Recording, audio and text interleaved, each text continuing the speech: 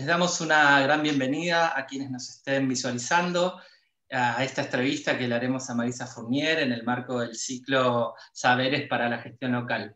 Yo soy Carlos Jiménez, investigador docente del Instituto del Conurbano de la Universidad General Sarmiento.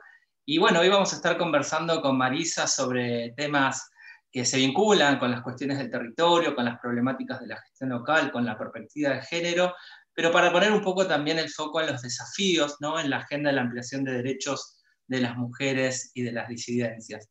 Así que bueno, hola Marisa, gracias por acompañarnos. ¿Cómo estás? Hola Charlie, bien, contenta de verte acá. Bueno, voy a hacer primero una presentación para bueno, compartir un poco tu trayectoria y tu experiencia, que creo que es muy importante para lo que vamos a hablar. Les cuento que Marisa Fournier es licenciada en Sociología de la UBA, con estudios de posgrado en Economía Social y Género. Es investigadora docente adjunta del área de Política Social y de la carrera de Política Social del Instituto del Conurbano de la Universidad Nacional de General Sarmiento. Bueno, en investigación trabaja hace muchos años ya entre los cruces entre feminismos, políticas sociales y economía social. En el último tiempo se concentró en los estudios de las organizaciones comunitarias en temas de cuidados, de una perspectiva de género, feminista y de la economía social. Bueno, y ha publicado muchos artículos sobre estos temas. También dirigió varios proyectos de articulación entre el campo académico, las organizaciones sociales, las instituciones públicas, orientadas al desarrollo territorial y democracia participativa en diferentes niveles de gobierno. También fue coordinadora de servicios y de acción con la comunidad del Instituto del Conurbano, fue directora de la licenciatura en Política Social de la UNS, también actualmente coordina el Consejo Metropolitano de Planificación de la Educación Superior, CIPRES, de la Red Interuniversitaria de Género RUGE, del Consejo Interuniversitario Nacional SIM. Bueno, y actualmente también dirige la Diplomatura en Géneros, Participación y Políticas de la UNS y también del Espacio de Masculinidades Críticas y Territorio. Bueno, muchísima información, pero creo que era importante remarcarla para, bueno, traer esa trayectoria y que empecemos a conversar sobre todos estos temas, ¿no? Bueno, Marisa, quienes te conocemos sabemos un poco de tu trayectoria, recién la compartíamos, y me parece que más allá de todo lo que haces en términos de investigación, de la docencia, bueno, vemos también como algunos aspectos innovadores en términos de cómo planteas la investigación en el ámbito académico, ¿no? En esta línea, lo primero que quería preguntarte era, ¿qué considerás, además de toda tu experiencia, que se cristaliza o se plasma en el ejercicio también de la investigación y la docencia, que, bueno, no son aspectos que necesariamente estén, ¿no?, en todos los formularios y en todos los antecedentes más formales, institucionales que uno presenta, ¿no?, cuando arma el CV o su carta de presentación? Un poco trayendo estas formas de las cuales después vamos a hablar un poquito del modo de investigar. Y a ver, hay algo que tiene que ver quizás con que se inició en la reforma universitaria del 18, pero quizás no se profundizó suficientemente, que tiene que ver con la función política, la función social del conocimiento científico, y el aporte, a mi criterio, circunscripto y quizás acotado, puntual, pero importante, que podemos hacer desde las universidades para la transformación de los procesos sociales, económicos, políticos y también subjetivos. En este sentido, hay algo que es típico del campo académico, que es la formulación de las preguntas de investigación. A mi entender, esas preguntas de investigación debería, o al menos yo apuesto, por cierta discrecionalidad en con quienes me asocio para formular la agenda de investigación, ¿no? Hay una cosa de un otro de afuera académico, un otro, una otra, un otro, que no necesariamente forma parte del campo académico, que para mí es sustancial para la construcción de conocimiento situado y la construcción de conocimiento útil para la transformación social.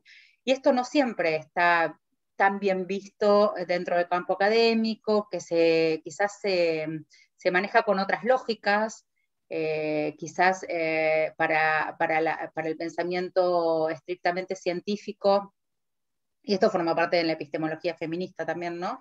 Para el pensamiento exclusivamente científico, la clave está en la aplicación del método, y para la investigación, acción participativa, o para la investigación feminista, o para la epistemología feminista, la clave está en la transformación de las relaciones de desigualdad. Entonces ahí hay un juego entre investigación y acción, entre ciencia y política, que está habilitado y es deseable. Y muchas veces este juego no necesariamente encuentra lugar en los formularios más tradicionales que se utilizan para certificar y validar la ciencia. ¿Quién valida el conocimiento científico? ¿Solo el campo académico? Para nosotras, no solo el campo académico. Interesante esto que nos comentás, porque un poco también lo que queríamos consultarte era en torno a esto de la conformación de lo que fue el Instituto del Conurbano en la universidad, bueno, y estos ejes que nos traes un poco para visibilizar y para decir, bueno, desde qué lugares se ejerce la investigación y la docencia de estos otros postulados o paradigmas.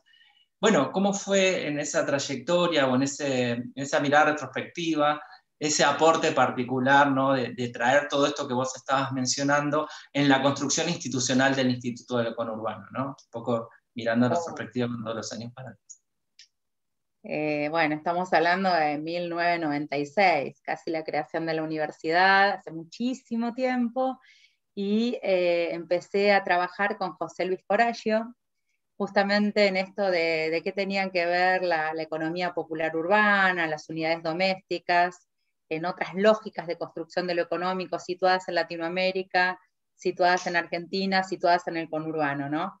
Y la verdad que cuando yo me sumé a la universidad, me sumé a un proyecto político, realmente. Lo que me interesó de la Universidad Nacional de General Sarmiento y del Instituto del Conurbano particularmente, que en ese momento su decano era José Luis, fue esto, ¿no? De invitarnos a reenamorarnos de la ciencia, en tanto la ciencia tenía algo para aportar a los procesos de transformación social, a la construcción de otros vectores de construcción de la justicia, al compromiso.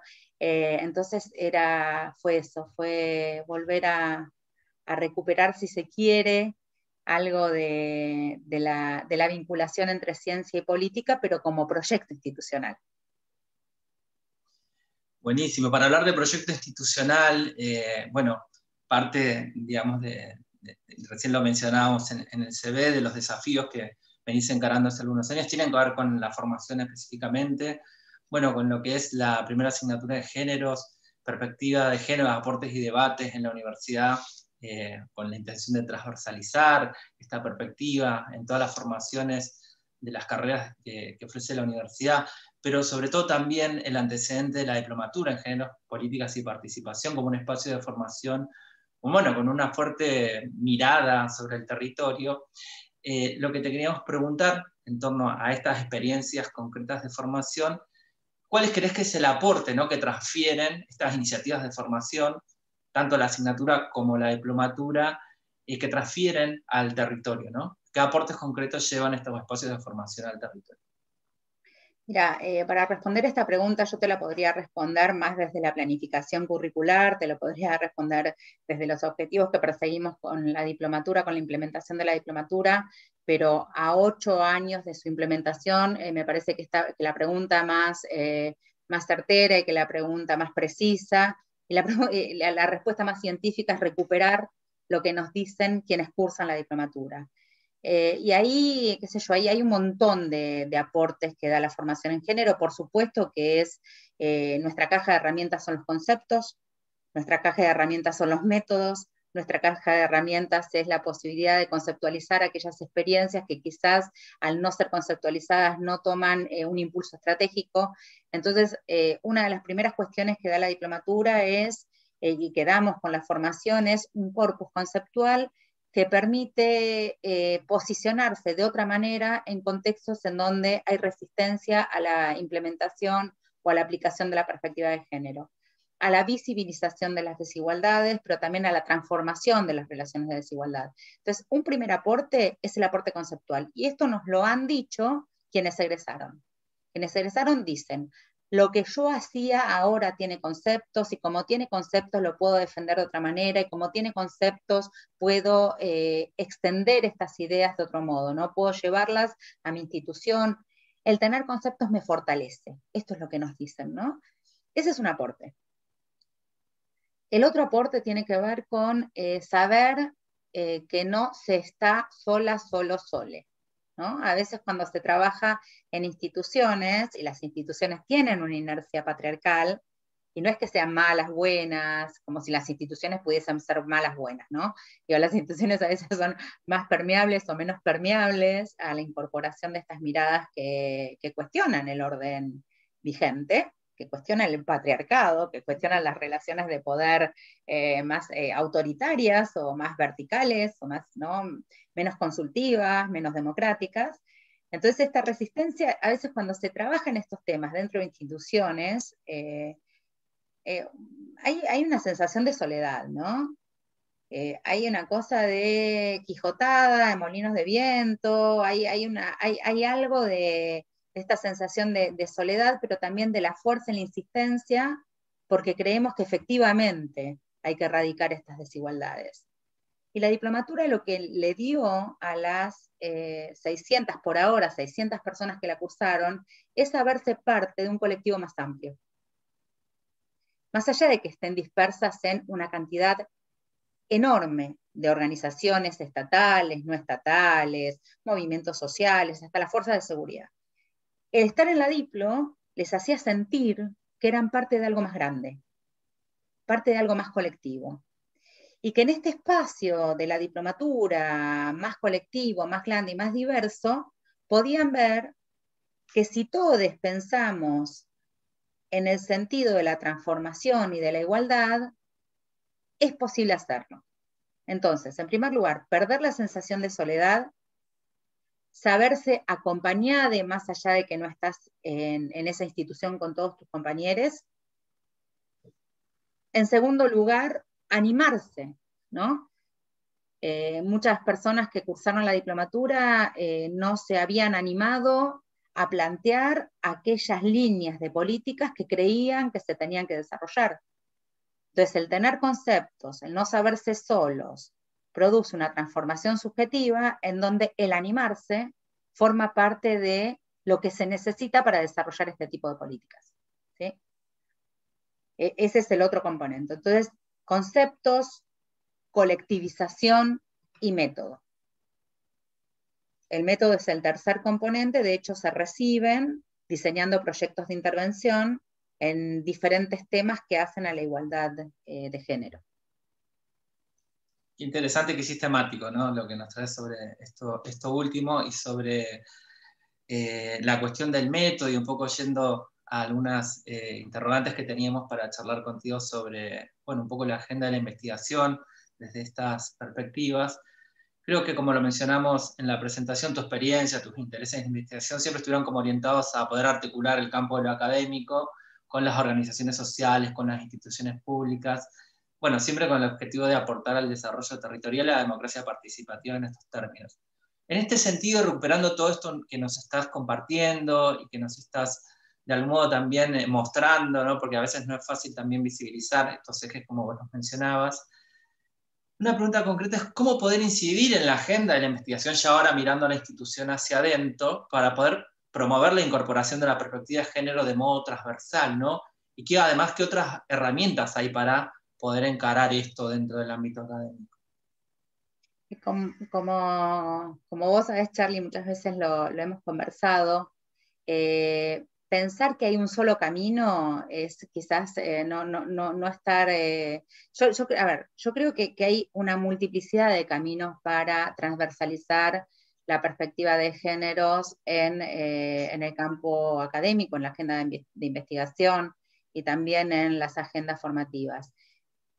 Que un solo camino nunca lo logra, digo, que hay una multiplicidad. Yo creo que desde el 2015, con el Ni Una Menos, la demanda, digamos, la demanda social, digamos, el activismo de las personas más jóvenes, las discusiones que se dieron al interior de los hogares alrededor de estos temas, hicieron que estos terrenos sean muchísimo más fértiles y más fecundos para que nuestras preguntas, que vienen desde hace mucho tiempo, nuestras preguntas, nuestra insistencia, desde que estoy en la universidad, desde 1996, digo, las discusiones que tenía con José Luis era que la unidad doméstica era mucho más desigual de lo que la economía social proponía, ¿no? Como concepto teórico. Entonces, desde el inicio, digo, lo que pasa es que hay contextos contextos sociales y políticos, que hacen que estos terrenos sean más fecundos para poder alojar estas ideas que nosotros venimos trayendo, y ahí te incluyo, Charlie, desde hace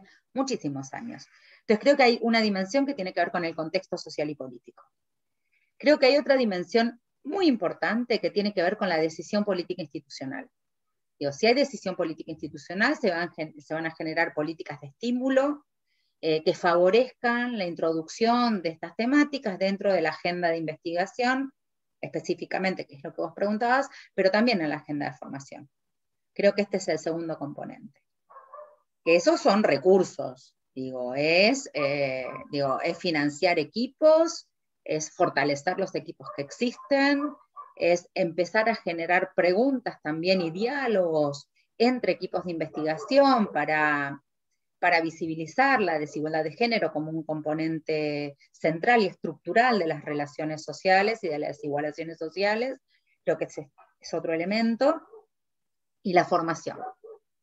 Y allí la ley Micaela, vos sabés que a partir del año pasado, por intervención de la RUGE, todas las universidades nacionales, en realidad el 80% de las universidades nacionales adhirieron a la ley Micaela, y esto implica que sus rectores, rectoras y todos sus gabinetes deben formar a todos los claustros en temas de género, específicamente en no violencia, ¿no? La no violencia, en la no discriminación sexual y en la no violencia. Y esto también es un elemento que contribuye. Lo cierto es que más allá de todo esto, muchas veces los compañeros y las compañeras nos dicen, pero no sé muy bien cómo hacerlo. Entonces yo creo que junto con lo anterior, se requiere crear dispositivos específicos, núcleos de investigadoras, investigadores docentes que nos dediquemos a estos temas, que podamos dedicarnos a acompañar equipos de investigación, a acompañar equipos de docencia, pero que esa sea nuestra tarea principal. Y bueno, qué interesante esto, ¿no? Un poco la invitación a hacernos cargo también. Vos lo trajiste recién, Marisa, en torno a los desafíos en el ámbito universitario con lo que es la ley Micaela, y un poco me sirve para pasar a preguntarte lo otro, ¿no? Que tiene que ver con lo que pasa en el territorio, los desafíos que encuentran los municipios con estas temáticas. Y ahí quiero ser concreto, yo sé que es una pregunta que puede abrir mucho, pero apelo a que vos puedas como de un modo más sistemático responderla, y tiene que ver con estos, ¿no? Con los principales desafíos de los gobiernos locales, o sea, de los municipios, para incorporar la ley Micaela. Recién lo mencionabas en el ámbito universitario, ¿no? Pero desde tu reconocimiento del territorio, del trabajo y el vínculo que tenés con organizaciones sociales, ¿cuáles considerás que son esos principales desafíos para la implementación de la ley Micaela en los municipios?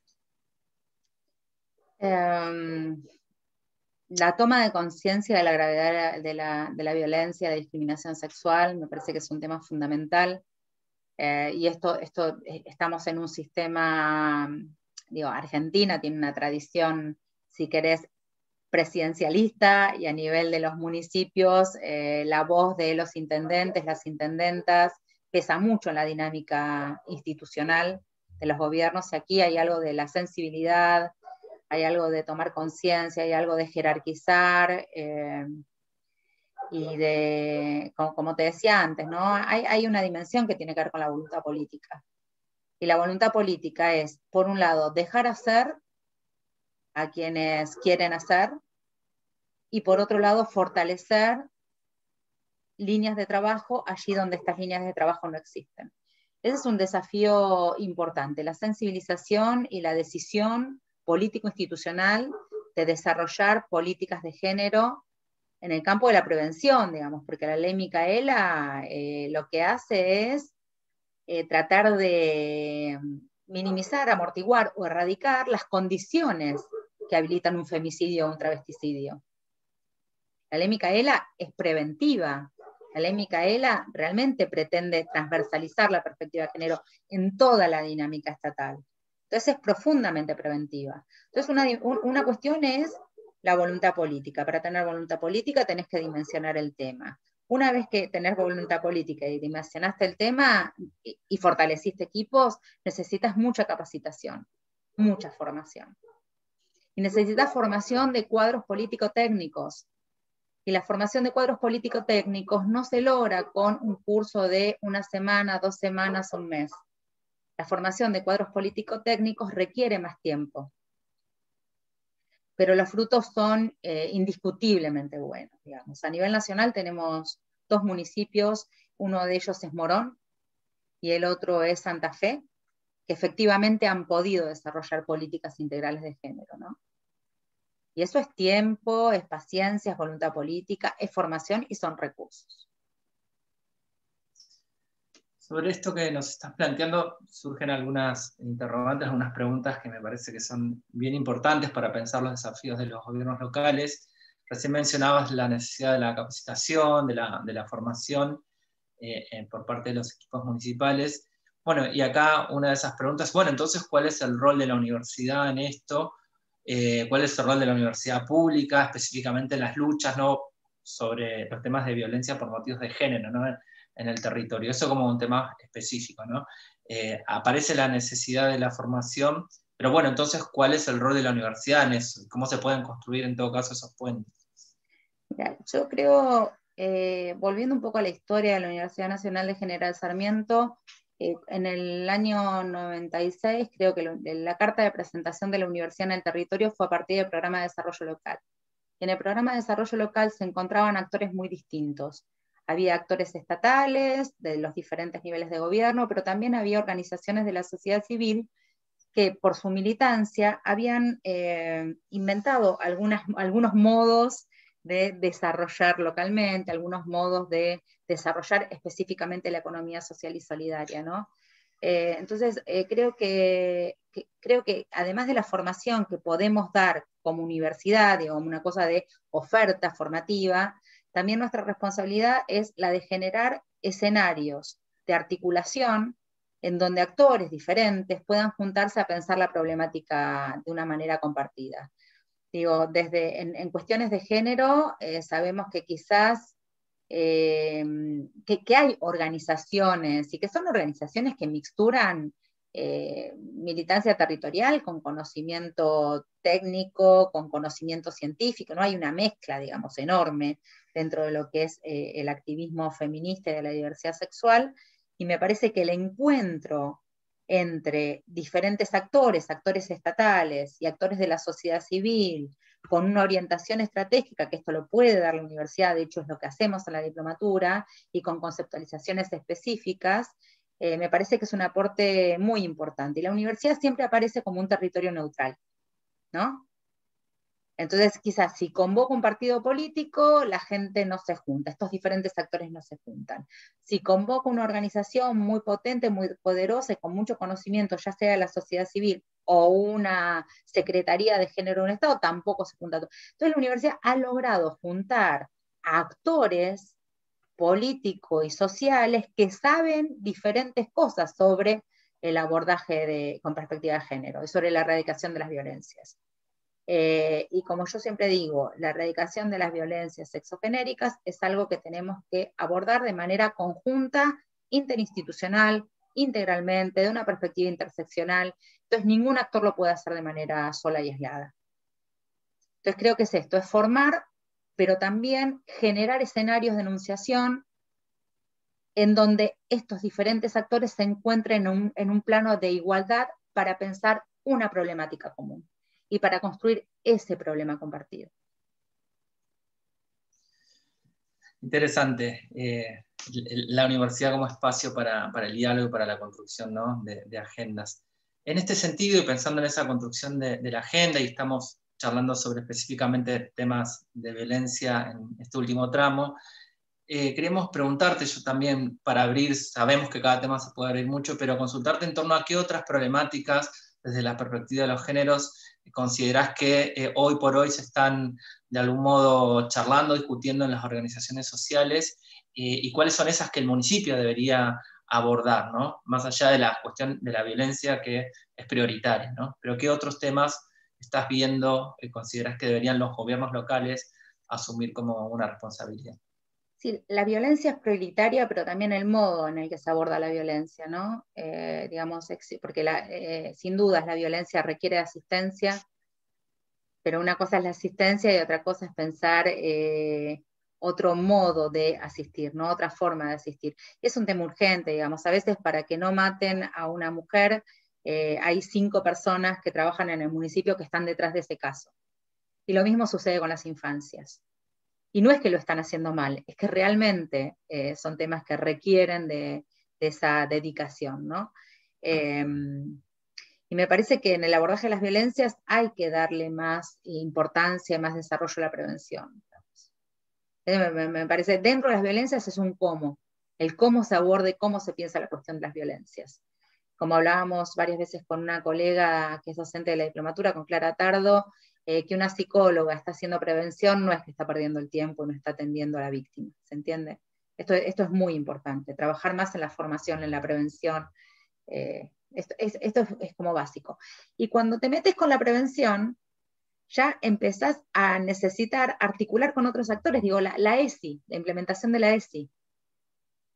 Si bien es algo que no es de competencia municipal, la implementación de la educación sexual integral, el apoyo municipal para el desarrollo de políticas que vayan en el sentido de la igualación desde la primera infancia, y aquí el campo educativo vuelve a tener centralidad, digo, la implementación de la ESI, el acompañar a las escuelas, a los jardines de infantes, a los centros de desarrollo infantil, a los terciarios, digamos, el armar actividades conjuntas con perspectiva de género, me parece que potencia mucho, digamos, el campo de los derechos, ¿no? Y que también abolan la no violencia, pero desde la dimensión educacional, ¿no?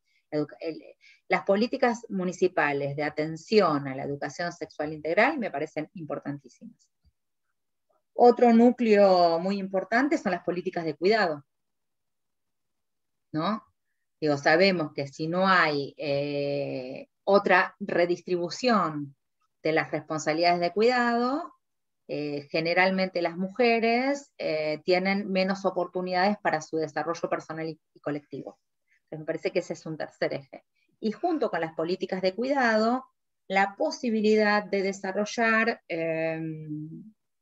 estrategias de economía social y solidaria que reconozcan a las experiencias de cuidado asociativas, y que hay mucho alrededor de los municipios del Gran Buenos Aires, y reconocer es reconocer con dinero, es reconocer con políticas de seguridad social, ¿no? Es todo esto.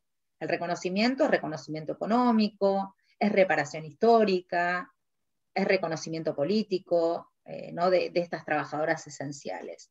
Y ahí no depende solo de los municipios, sino de la relación entre municipio y provincia, ¿no? Esto es lo que pasa con los temas de género, que son difíciles de circunscribir, así como los temas ambientales, son difíciles de circunscribir a un territorio local específico porque son complejos. Ahora, los municipios tienen mucho para hacer, tienen muchísimo para hacer en estos temas. Entonces creo que violencias y el cómo de las violencias, cuidados, educación, economía y por supuesto cupo laboral trans, travesti trans, ¿no? Me parece que esto también contribuye a romper con esta idea binaria. Me parece que realmente la implementación del cupo laboral travesti trans, además de ser un derecho conquistado, es un deber de los estados municipales, y tiene la potencialidad de transformar a las instituciones, realmente. Y esto lo digo desde la experiencia de la inclusión travesti trans en la Universidad Nacional de General Sarmiento, que nos transformó como institución también. Potente, me quedo con esto último, de transformar las instituciones, algo que lo venimos impulsando desde dentro de la universidad, pero también llevándolo un poco para pensar los desafíos de los gobiernos locales. Marisa, subrayar cosas muy importantes que trajiste en términos de la potencia que tiene de reconocer, de posicionarse políticamente frente a estos temas, de poder articular, de garantizar recursos también en todo esto que se formula desde lo local. Y nada, abrir preguntas también y bueno, y seguir, ¿no? Impulsando este conjunto de iniciativas con estas miradas y estas perspectivas desde la universidad. Charlie, y salud. Por supuesto que los gobiernos locales tienen muchísimo para hacer en garantizar los derechos, el derecho al acceso a la salud de toda la población, ¿no? Y digo, y el aborto ya es legal, ¿no? Y Así que el es. aborto medicamentoso, digamos, el aborto con misoprostol puede realizarse en cualquier centro de atención primaria de salud, en cualquier CAPS, que el asesoramiento es un derecho de la población. Me parece que esto es fundamental, ¿no? En torno a la agenda me quedé como pensando en la agenda y bueno, y la salud. Digo, la salud es un derecho humano fundamental para todos. Muy interesante. Bueno, muchas gracias Marisa por haber compartido esta charla. Quedaron muchos temas pendientes y muy interesantes para seguir abordando. Muchas gracias a quienes están escuchando del otro lado. Esperamos que les haya resultado interesante estas ideas, estas reflexiones y también estas nuevas preguntas que se nos abren. Y les invitamos a continuar viendo otras entrevistas de saberes para la gestión local en las próximas ediciones. Muchas gracias. Gracias a vos, Charlie.